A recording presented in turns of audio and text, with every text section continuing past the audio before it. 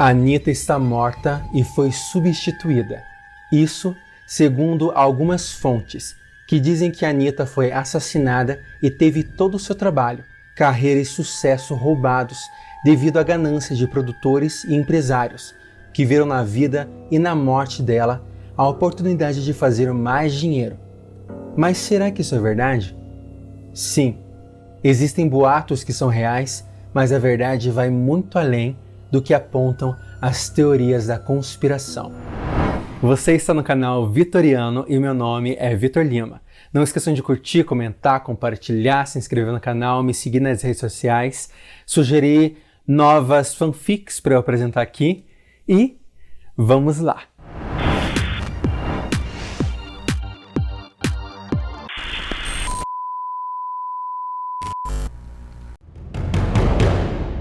Larissa de Macedo Machado nasceu no dia 30 de março de 1993. Ela começou a cantar aos 8 anos no coral da igreja. Anos depois, teve que escolher entre uma carreira mais convencional ou o sonho de ser artista. Assim, nasceu a MC Anitta, assinando contrato com o Furacão 2000. Em 2013, fechou contrato com a Warner Music, deixou o MC de lado e fez grande sucesso com a música Show das Poderosas, que seria o primeiro de vários outros grandes hits lançados nos anos seguintes.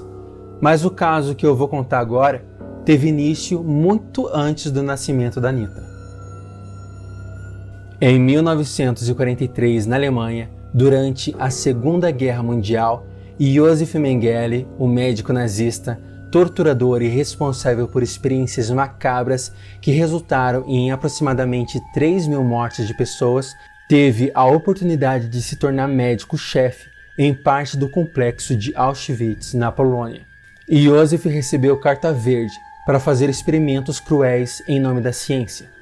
Ele determinava quem iria trabalhar como escravo nos campos de concentração, quem seria executado e quem servia em seus experimentos científicos. Assim, ele decretou a morte de muitas pessoas, entre 200 e 400 mil vítimas. Só mantinham vivos aqueles que podiam trabalhar ou que serviriam de cobaia para o médico.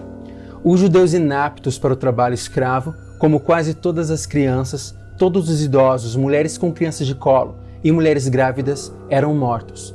Inclusive, Josef foi um dos médicos responsáveis pela supervisão da administração do Zyklon B, o pesticida usado nas câmaras de gás para matar.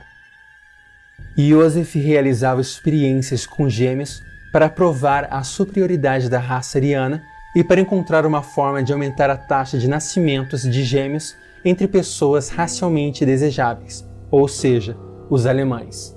Ele se apresentava como tio Mengele para as crianças e foi feito um playground para elas. Mas Josef não tinha nenhum cuidado com a segurança dos seus prisioneiros e foi responsável pela morte de muitas pessoas, inclusive crianças, através de injeções letais, espancamento, fuzilamento e experiências mortais. Ele não tinha empatia e era completamente sádico. Um médico ex-prisioneiro em Auschwitz disse que Mengele era gentil com as crianças, dando doces e fazendo com que elas gostassem dele. Mas ao lado tinha a fumaça dos crematórios e a qualquer momento, em meia hora ou no dia seguinte, aquelas crianças seriam mandadas para os mesmos crematórios. Nos experimentos, Josef Mengele amputava sem necessidade membros dos corpos, infeccionava intencionalmente um gêmeo com vários tipos de doenças e depois fazia a transfusão de sangue de um gêmeo para o outro. Muitos morreram durante esses procedimentos e assim que um gêmeo morria, o outro também era assassinado para que Mengele pudesse fazer relatórios pós-morte comparativos. Se os gêmeos sobreviviam até o fim dos experimentos, eram mortos e dissecados. Vera Alexander, uma testemunha sobrevivente do Holocausto, descreveu como Josef costurou 2 gêmeos pelas costas para criar gêmeos siameses, mas as crianças morreram de gangrena depois de sofrerem por dias. Ben Abraham lembra como foi sua experiência durante os ataques nazistas. Como começou esse grande pesadelo na sua vida? O grande pesadelo começou logo no início, quando a entrada dos alemães na nossa cidade, quando começaram as perseguições contra os judeus. Judeus religiosos tiveram suas barbas cortadas, foram levados, em geral, os judeus foram pegos nas ruas para trabalhos assim, sem qualquer sentido, trabalhos sujos, abaixo de chicotadas. Depois, os judeus era proibido andar nas ruas principais. Depois, para distinguir os judeus, eram obrigados a usar uma braçadeira branca como estrada de Davi azul. E depois os alemães acharam que isso não é suficiente, humilhante, então mandaram pregar uma estrela amarela no tórax e nas costas com a inscrição Jude, que significa judeu. Mais tarde já foi instituído um gueto, um bairro mais miserável da cidade, onde os judeus foram aglomerados, várias famílias vivendo nas condições subhumanas, num cubículo só, sem qualquer condições de higiene, com parcas rações que chegavam a 200 calorias por dia, morrendo naquela época, no primeiro inverno, que foi muito rigoroso naquela época, na Polônia, que morreram mais que 20 mil pessoas, 262 mil que foram lá encarcerados, e seus corpos foram levados pelos familiares, deixados nas ruas e recolhidos por carrinhos que circulavam para recolher os defuntos e etc. Isso dentro da sua cidade, no gueto? Isso dentro da nossa cidade do gueto de Lodz. Com a derrota da Alemanha, Józef fugiu várias vezes para vários países, inclusive aqui para a América Latina, Paraguai, Argentina, e em 1960 ele veio para o Brasil. Ele se escondeu em uma fazenda de café de um casal de húngaros. Ele tinha muito medo de ser capturado porque os soviéticos estavam caçando os nazistas e matavam sem muita burocracia. Józef era um homem milionário e pôde abrir várias empresas para aumentar sua fortuna. Então, em 1962, comprou uma fazenda em São Paulo e começou a elaborar um novo empreendimento, um laboratório secreto que seria construído embaixo de sua casa. A construção foi finalizada em 1965. O laboratório era bem completo, pois ele queria realizar estudos de patologias e análises. Entre a realização de testes, análises e exames, ele iria realizar principalmente pesquisas genéticas, mantendo seu foco inicial em entender a reprodução humana para aumentar a população germânica através do nascimento de gêmeos. As suas primeiras experiências em seu novo laboratório foram em cadáveres que ele conseguiu em uma universidade de São Paulo. E em 1966, ele usou uma sala de sua casa como uma clínica para atender mulheres. Atendimentos assim muito simples, até mais complexos, como abortos. Em troca desses atendimentos, as pacientes dele permitiam que ele fizesse testes, experimentos nelas. Só que chegou um momento que fazer esses experimentos em cadáveres e nas pacientes não era mais o suficiente. Então, entre 1970 e 1985, Józef sequestrou 20 mulheres. Todas eram prostitutas e foram usadas nos experimentos dele. Ele injetava substâncias químicas nelas e as faziam tomar comprimidos desenvolvidos por ele. Depois que morriam, devido à intensidade das experiências, eram dissecadas para seus órgãos serem usados em mais experimentos. Józef fazia relatórios de todos os seus procedimentos e os enviava à Alemanha. Em 1985, Józef viaja para a Alemanha para provar a eficácia de seus remédios. Lá ele faz vários experimentos em mães alemãs e dá certo, elas conseguem realmente engravidar de gêmeos. Com o sucesso de suas pesquisas desenvolvidas aqui no Brasil, ele volta para cá, acompanhado de 2 médicos aprendizes que seriam assistentes para ele, e volta também com o apoio do governo alemão. Ele seria financiado pelo governo alemão, só que alguns meses depois dele voltar para o Brasil, ele morre devido a um infarto, aos 77 anos. Com a morte de Józef, um de seus médicos volta para a Alemanha e o outro fica no Brasil, o médico Heinz Miller, de 25 anos. Ele tinha que enviar para a Alemanha todas as pesquisas sobre genética feitas pelo Józef, como a fórmula do remédio usado no tratamento de mulheres que queriam ser mães de gêmeos. Ele tinha gostado do Brasil e decidiu que faria dinheiro com esse tratamento de fertilização morando aqui, mas teve que aprimorar esse remédio, pois as mães alemãs que tomaram esse remédio do Joseph desenvolveram câncer no útero. Em 1992, Heinz abriu uma rede de clínicas de fertilização em vários estados no Brasil. Foram realizados tratamentos em várias mães que queriam ter gêmeos e ele teve êxito na maioria dos tratamentos que realizou.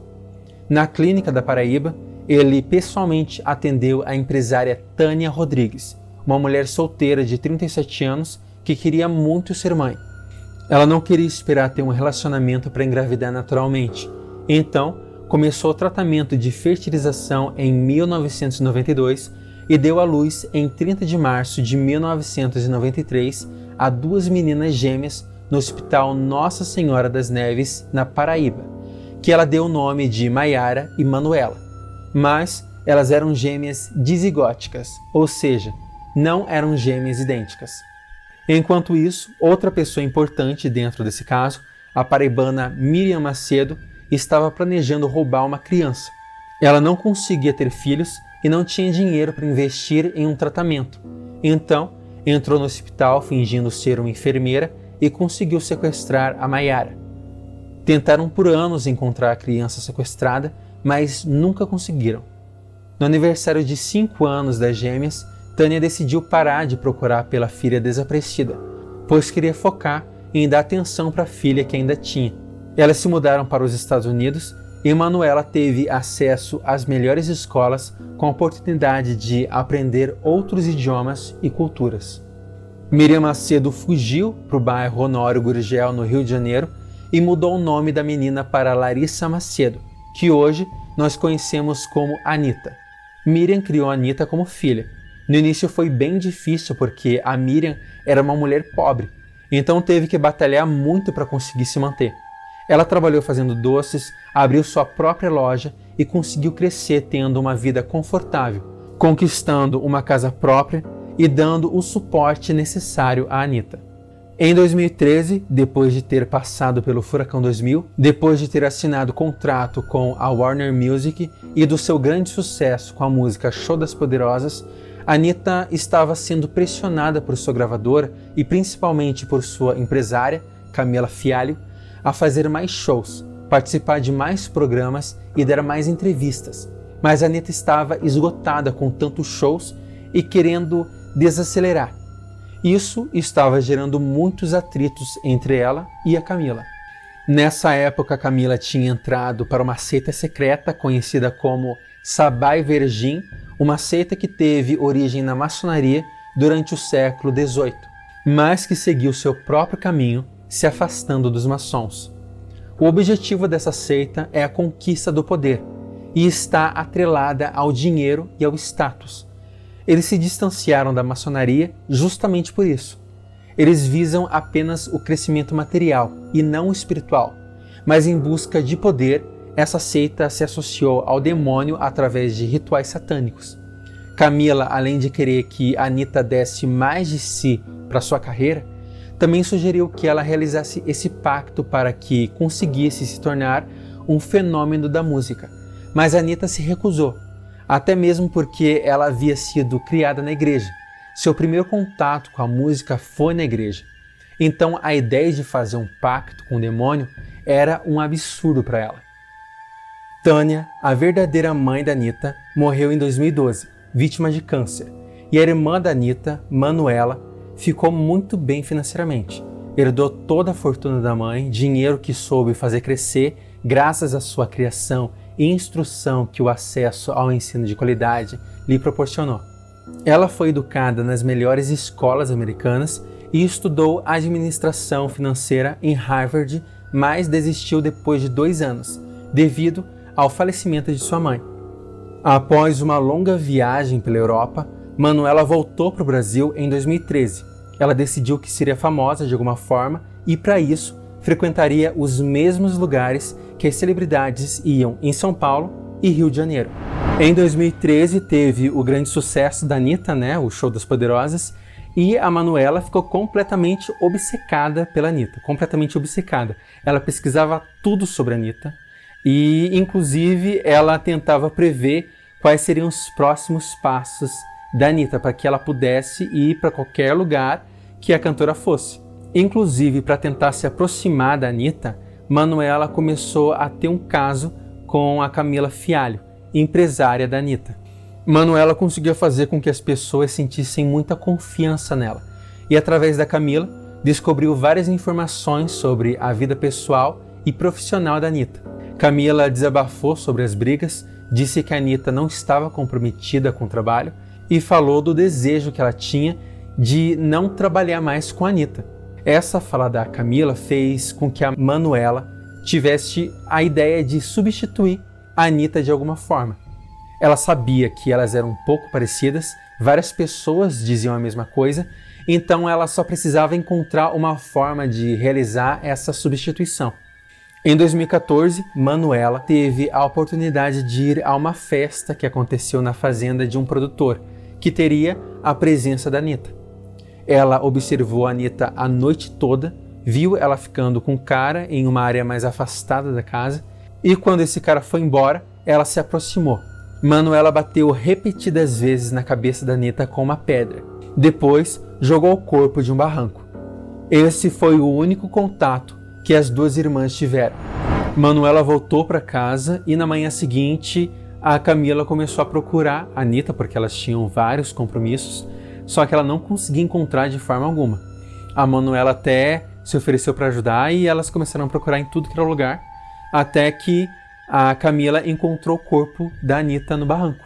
Ela ficou completamente desesperada com a situação, não porque ela tivesse algum carinho pela Anitta, mas porque a Anitta era a maior artista dela, então muitos contratos estavam em jogo, eventos, shows, trabalhos com publicidade.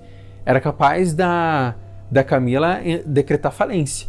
Então ela ligou pro presidente da Warner, o Jorge Afonso, que era grande amigo da Camila, e ela ligou para ele para pedir ajuda. Vendo o desespero da Camila, a Manuela percebeu que era o momento perfeito para ela sugerir a substituição, substituir a Anitta, se passar pela Anitta. E ela sugeriu isso tendo como base que elas tinham traços parecidos, tinham o mesmo tom de pele, mesma altura, o tom, o timbre da voz delas era muito parecidos, e para poder justificar algumas mudanças na aparência, porque assim, as duas eram irmãs gêmeas, mas não eram idênticas.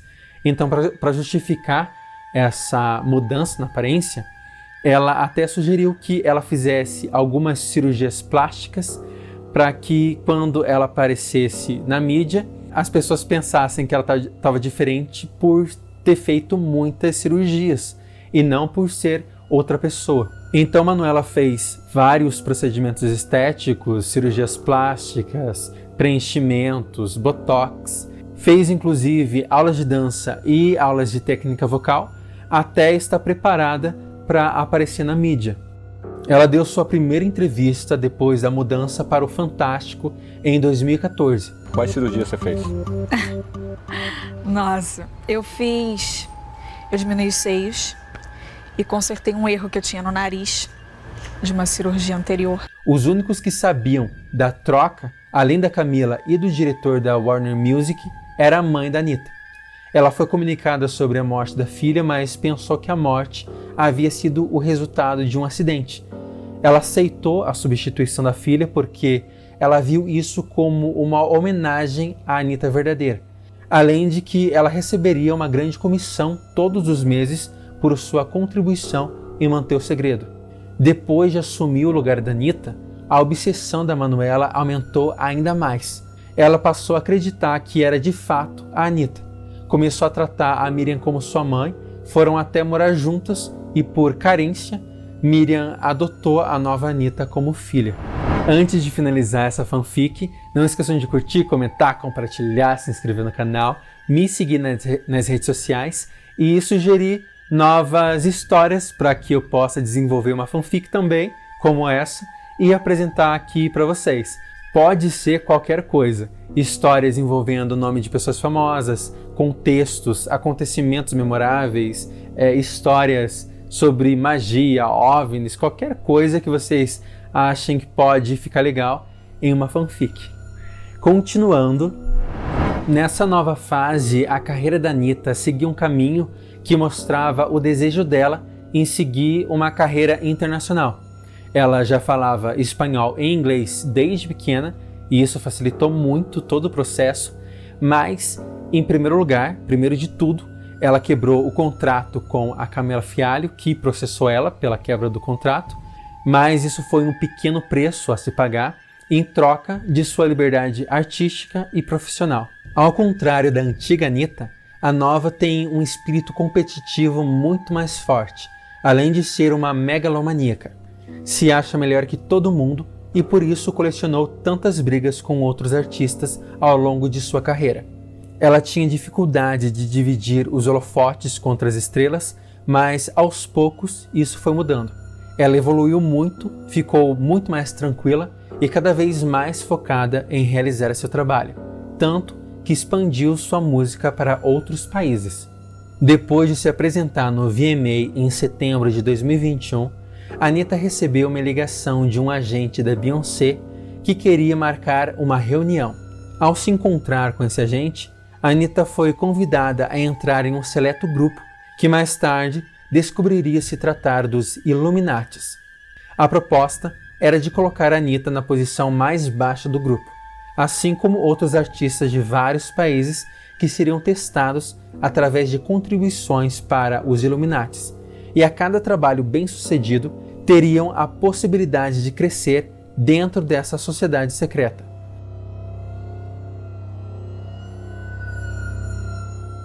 Beyoncé e seus agentes viram na Anitta a possibilidade de moldar o mundo dentro do que eles queriam.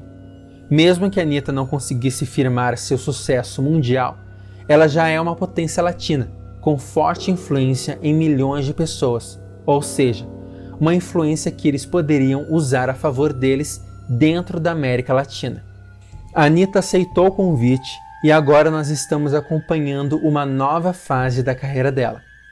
O clipe Boys Don't Cry, tão esperado pelos fãs, já mostra sinais do pacto com o demônio que ela realizou, como por exemplo, na imagem que mostram várias mãos indo em direção a ela. A música dá a entender que são ex-namorados que a perseguem, mas na verdade são demônios se direcionando a ela e a controlando. Vamos acompanhar os próximos capítulos dessa história e quando tiverem novidades eu volto e conto tudo para vocês.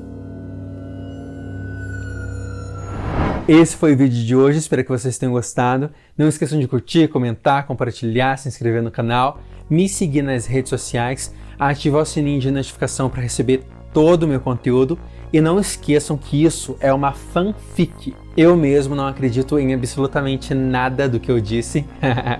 Então, se vocês vieram até aqui procurando pela verdade, vieram ao lugar errado.